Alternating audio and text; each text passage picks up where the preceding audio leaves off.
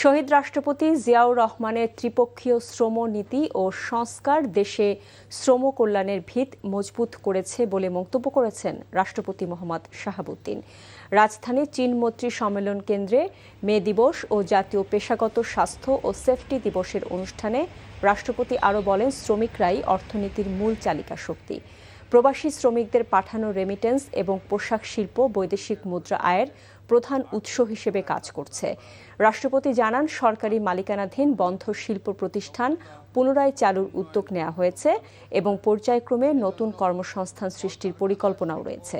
বাণিজ্যিক প্রতিষ্ঠানে বিশ্বজুড়ে আলোড়ন সৃষ্টি করে সূচিত হয় শ্রমজীবী মেহনতি ও দপ্তরসমূহ এবং বাংলাদেশ এমপ্লয়ার্স ফেডারেশন।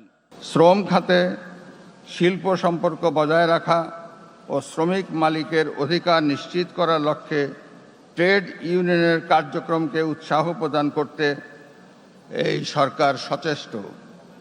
কোনোভাবেই এ অধিকারকে উপেক্ষা করার কোনো সুযোগ নাই। কোনো স্বার্থান্বেষী পক্ষের প্ররোচনায় শ্রম অসন্তোষের মতো কোনো বিষয়ে যেন শ্রমিক ভাইয়েরা জড়িয়ে না পড়েন, সে বিষয়ে সকলকে সচেতন থাকার পাশাপাশি দায়িত্বশীল আচরণ করার জন্য সংশ্লিষ্ট সকলের প্রতি আহ্বান জানাচ্ছি।